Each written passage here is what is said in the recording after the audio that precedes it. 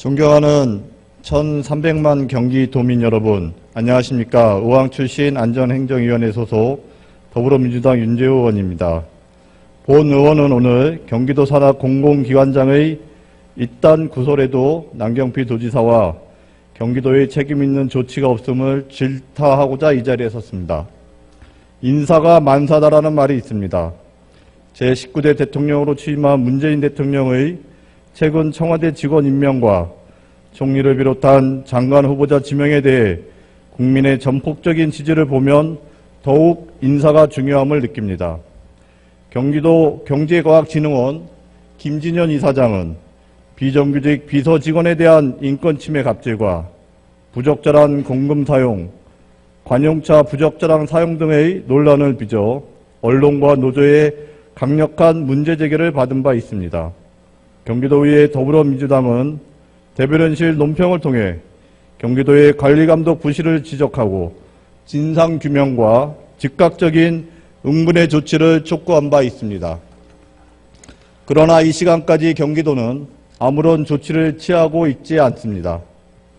오히려 경제과학진흥원이 업무용 전산 시스템 접근을 차단하며 이사장의 부적절한 행태를 은폐하려 급급한 가운데 의혹은 더욱더 증폭되어 가고 있습니다. 이미 경제과학진흥원 이사들 사이에서도 김 이사장이 물러나야 한다는 여론이 분분함에도 경기도의 늑장 대응이 조직의 혼란을 부추기고 있습니다. 이미 구성원의 신뢰를 잃은 김진현 이사장은 즉각 사퇴하고 경기도는 실효적인 재발 방지책을 내놓을 것을 강력히 촉구합니다. 진흥원 이사장의 인권침해 갑질과 비위와 관련하여 진흥원장과 경기도 해당 책임부서의 규정위반 종용이나 비위은폐 등 잘못이 없는지 감사할 것을 감사관에게 지시하고 의회에도 그 결과를 보고해야 할 것입니다. 또한 경기도시공사 김용학 사장 내정자는 경기도의회 인사청문회에서 도덕성 검증위원회와 기획재정위원회 모두로부터 부적합 의견을 받은 바 있습니다.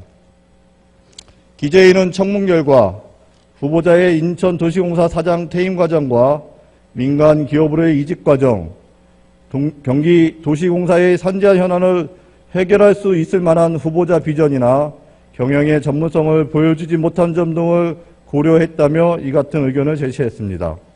이는 인천도시공사 초대 사장을 역임했던 김 후보자가 3년 임기를 채우지 않고 중도 사퇴한 후 업무 관련 민간기업으로 취업해 15억 8천만 원 이상의 급여를 받은 것이 공직자로서 윤리에 부합하지 않는다는 판단이 작용했습니다. 또 김 후보자가 청문회에서 집중 추궁받았던 박근혜 전 대통령 탄압 반대를 주장하는 태극기 집회 참석 여부와 관련해서도 솔직하지 못한 답변을 하는 등 공직자로서 결함에 대해 깊은 우려가 있었습니다. 경기도시공사 노동조합은 최근 성명서를 통해 사장 임명 반대 뜻을 밝혔습니다. 도시공사 내정자에 대한 인사 처리를 강력히 촉구합니다. 남경필 지사의 인사 검증 시스템이 과연 있기는 한지 궁금합니다. 아니면 인사 검증 시스템이 붕괴된 것은 아닌지 의문이 듭니다. 더 나은 미래로 나아갈 경기도를 이끌 인물이 그렇게도 없었는지 남경필 지사께 묻지 않을 수 없습니다. 공적 책임감에 결여된 구시대적 공직자의 모습을 보여주는 인물을 선택하는 남경필 지사의 안목이 놀라울 따름입니다. 남경필 지사께서 낙하산 인사나 측근 인사를 하지 않겠다고 하는 것이 중요한 것이 아닙니다. 경기도민의 더 나은 행복한 삶을 위해 10년, 20년 이상을 내다보는 정책을 세우고 끌고 나갈 수 있는 분을 선택하는 등 좀 더 책임감 있는 인사가 필요할 것입니다. 지난 겨울 박근혜 전 대통령을 시민의 촛불로 탄핵하는 것을 보면서 지도자는 무엇보다도 신뢰를 잇는 결정을 하지 말아야 함을 뼈저리게 느꼈습니다.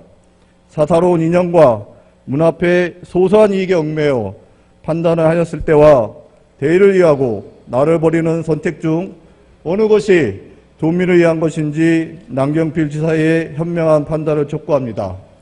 어떤 선택이 경기 도민을 위한 대의라고 생각하십니까?